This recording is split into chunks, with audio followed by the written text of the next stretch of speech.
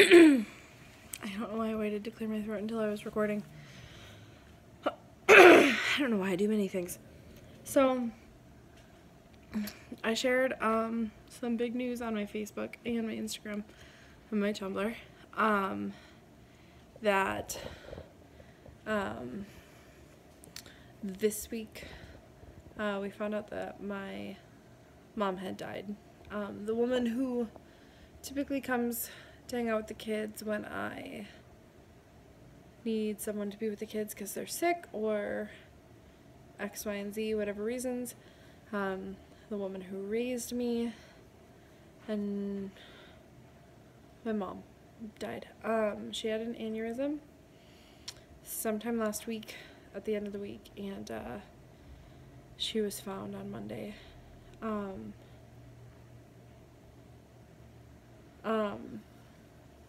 And it's been a really hard week.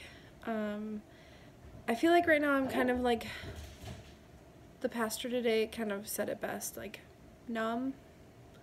The first couple days were really hard, and there was a lot of crying and breakdowns. And then I took off Wednesday. I worked on Tuesday. I took off Wednesday and the rest of the week because it just didn't feel real. Like, I felt like I had to keep reminding myself that she was dead.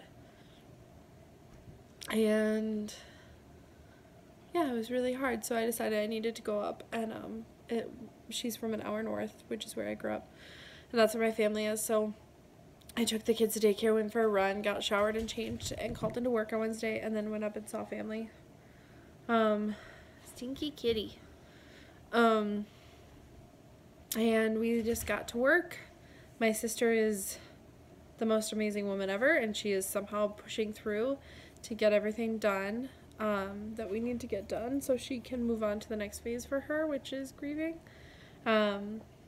She'd gotten a ton done by the time I got up there, so then I just kind of tried to take some things off her hands. We made decisions about what to do with the body.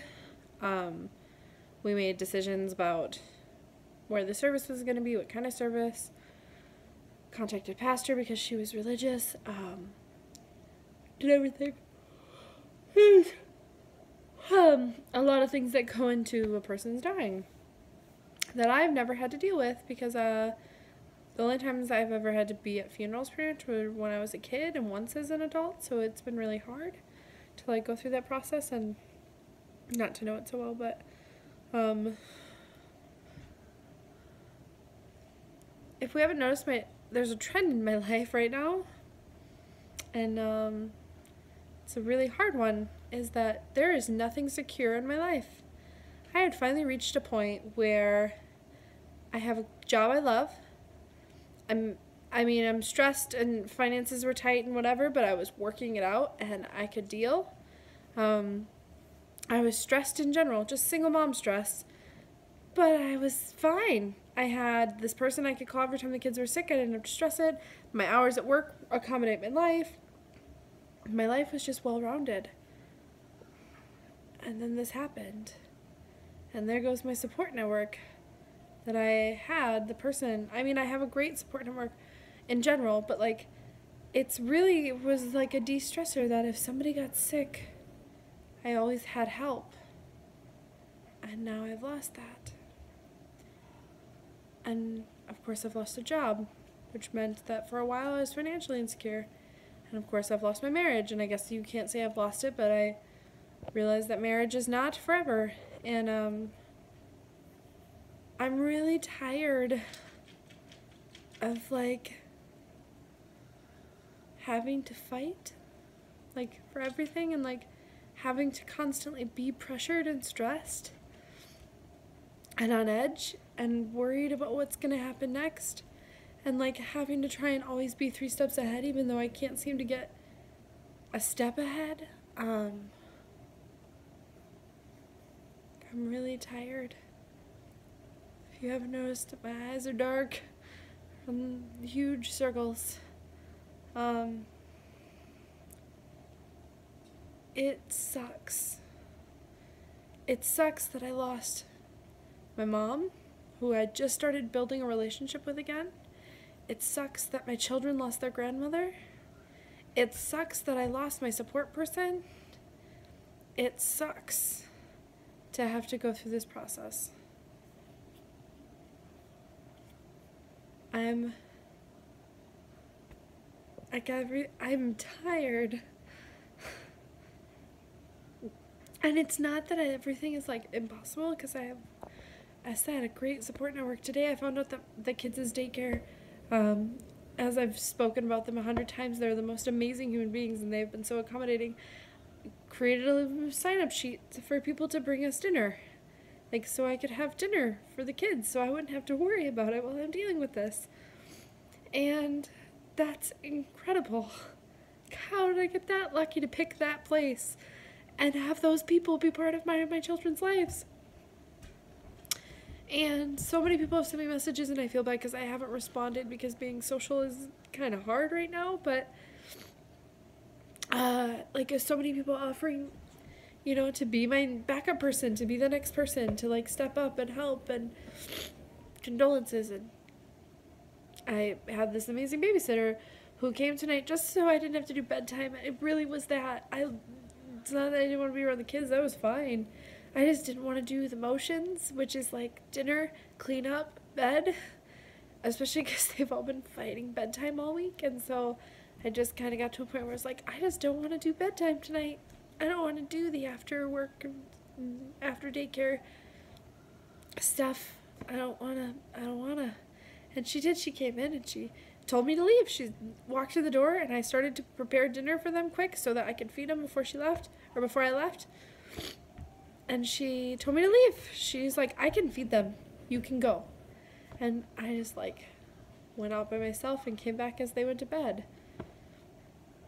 And my house was clean. I didn't have to clean it. And nobody gets how that stuff is huge. I didn't have to. Oh, now as I was awake. I didn't have to be the one to feed them. I didn't have to be the one to clean up after them. And I didn't have to be the one to fight them down for bedtime. It wasn't even about the alone time. It wasn't about needing a break even really from them. It just was about not wanting to do it. And I had that, and she did it. And I am really lucky to have all these amazing people, but I'm so tired. Like, nothing is really secure, and I'm just tired. And so I've had that breakdown today, more so than anything.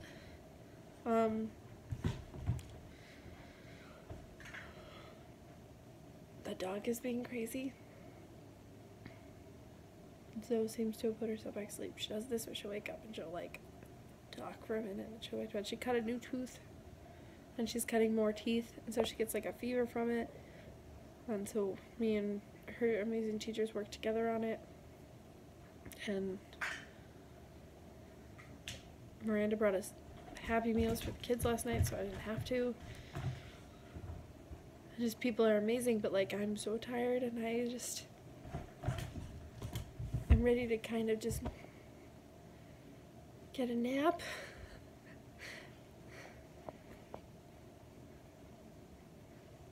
It's a weird situation to be in, and to share it, but I made a point that I was going to.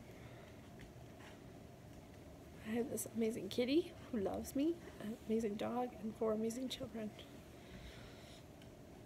And hopefully this doesn't affect work, considering I'm still on probation, because I really like my job and my people and my team there. I don't have anything else where this is going, but that's the news, and that's my current dilemmas, and I'm just really tired, so I think I'm going to go to bed here in a minute and try and get some good sleep. Tomorrow I've got to run errands and get stuff for the service, so get things taken care of for my mom's stuff, and get the boys' clothes. So